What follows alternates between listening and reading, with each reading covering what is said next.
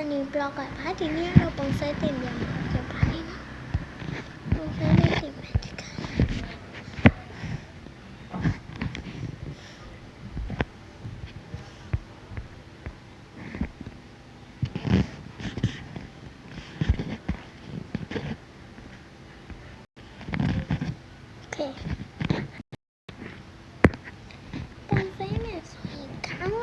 စင်းနဲ့ချွန်းချွန်းလေးဖြစ်နေတာချွန်းချွန်းလေးဖြစ်ဖို့ဘယ်လိုလုပ်ရမလဲဆိုဝိုင်းလိုက်ခေါင်းဝိုင်းရဆိုတော့ဝိုင်းတော့ဒီကိုကြိုက်တဲ့အနေထားလောက်ပေါ့နော်အဲ့လောက်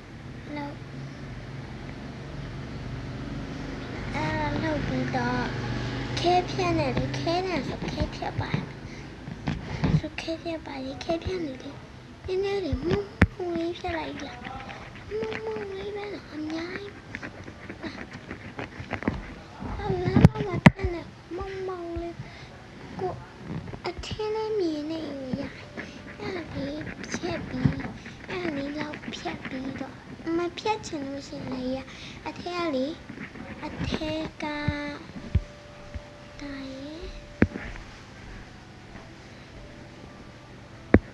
ဒီနေရာရဲ့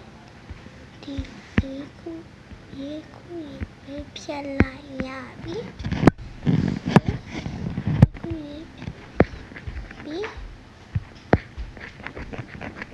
ဒီခုပဲဖြတ်လိုက်နော်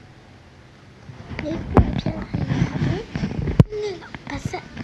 ဆွဲနေဆိုတာတူရကြတယ်ဆွဲကြတယ်ဒီကြဖြစ်ချင်လို့ရှိတယ်အဲ့ဒါအောက်ပါပြီတော့မှအင်းဆုံးပါဆက်နေခါလာမဝိုင်းဒီကနေ့မနေရမယ်နော်ကိုလိုချင်တဲ့ခန်းပုံပေါ့အောက်ကမှာဆိုရင်အောက်ကဆိုရင်လေးရုပ်ရှင်ခဲတဲ့မျိုးပုံဖောက်ဖြစ်